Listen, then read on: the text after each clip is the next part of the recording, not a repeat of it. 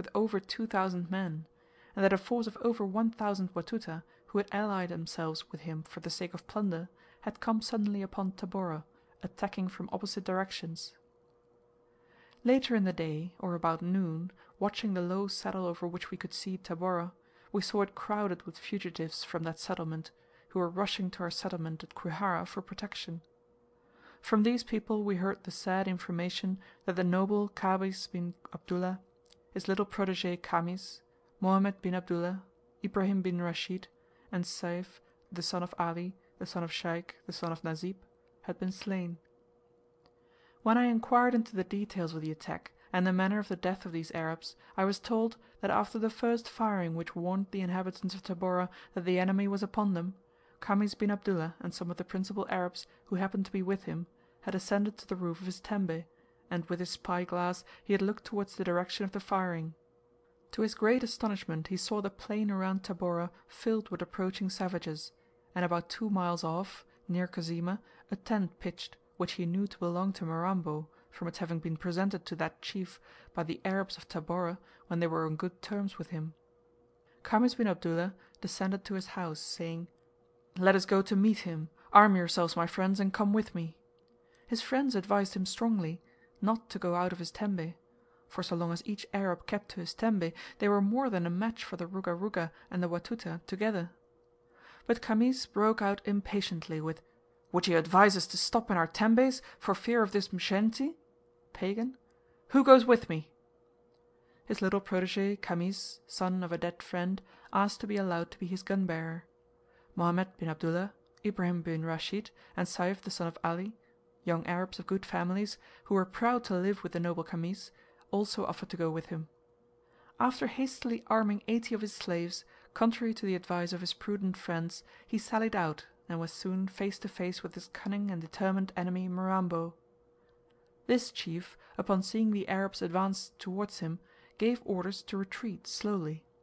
Kamis, deceived by this, rushed on with his friends after them. Suddenly Mirambo ordered his men to advance upon them in a body, and at the sight of the precipitate rush upon their party, Kamis's slaves incontinently took to their heels, never even deigning to cast a glance behind them, leaving their master to the fate which was now overtaking him. The savages surrounded the 5 Arabs, and though several of them fell before the Arabs' fire, continued to shoot at the little party until Kamis bin Abdullah received a bullet in the leg, which brought him to his knees, and, for the first time, to the knowledge that his slaves had deserted him. Though wounded, the brave man continued shooting, but he soon afterwards received a bullet through the heart. Little Kamis, upon seeing his adopted father's fall, exclaimed, "My father Kamis is dead, I will die with him," and continued fighting until he received, shortly after, his death wound. In a few minutes there was not one Arab left alive.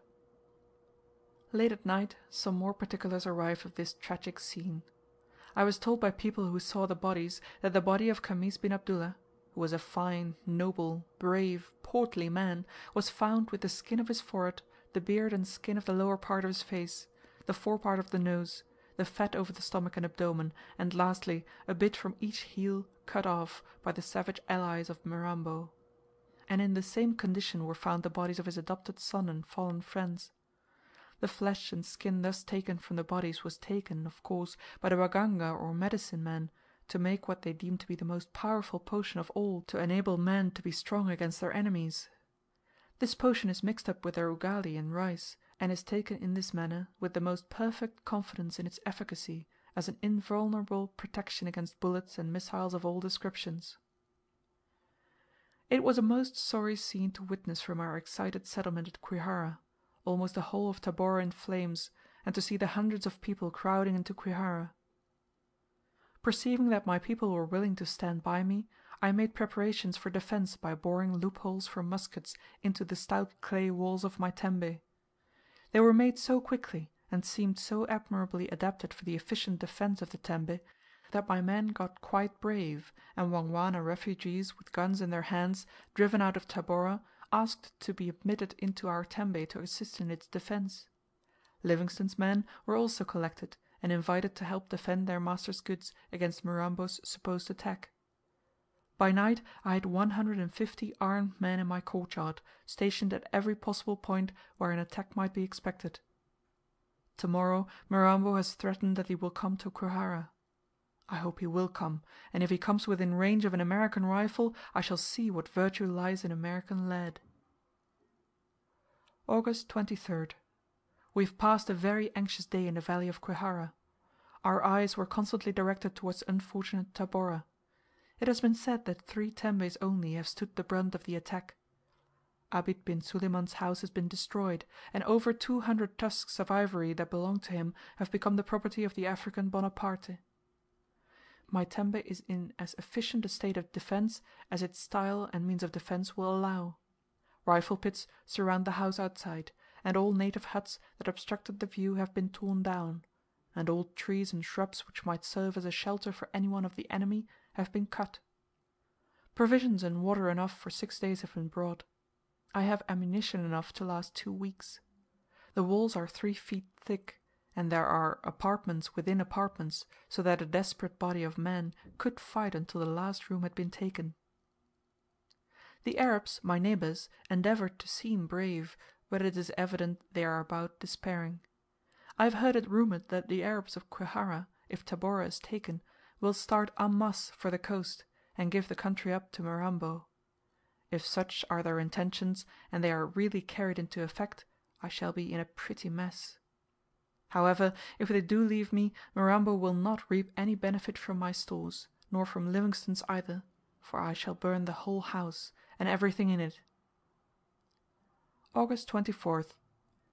The American flag is still waving above my house, and the Arabs are still in Unyanyembe. About 10 a.m. a messenger came from Tabora, asking us if we were not going to assist them against Mirambo. I felt very much like going out to help them, but, after debating long upon the pros and cons of it, asking myself, was it prudent? Ought I to go? What will become of the people if I were killed? Will they not desert me again? What was the fate of Khamis bin Abdullah? I sent word that I would not go, that they ought to feel perfectly at home in their tembes against such a force as Mirambo had, that I should be glad if they could induce him to come to Kwihara, in which case I would try and pick him off. They say that Mirambo and his principal officer carry umbrellas over their heads, that he himself has long hair, like a Mnyamwezi pagazi, and a beard. If he comes, all the men carrying umbrellas will have bullets rained on them in the hope that one lucky bullet may hit him. According to popular ideas, I should make a silver bullet, but I have no silver with me. I might make a gold one. About noon I went over to see Sheikh bin Nasib, leaving about 100 men inside the house to guard it while I was absent. This old fellow is quite a philosopher in his way. I should call him a professor of minor philosophy. He is generally so sententious, fond of aphorisms, and a very deliberate character. I was astonished to find him so despairing. His aphorisms have deserted him, his philosophy has not been able to stand against disaster. He listened to me more like a moribund than one possessing all the means of defence and offence. I loaded his 2-pounder with ball and grape and small slugs of iron, and advised him not to fire it until Mirambo's people were at his gates.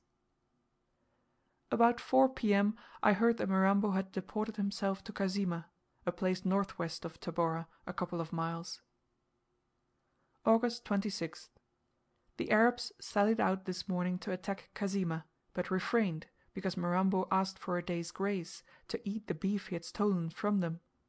He has asked them impudently to come tomorrow morning, at which time he says he will give them plenty of fighting. Kwihara is once more restored to a peaceful aspect, and fugitives no longer throng its narrow limits in fear and despair.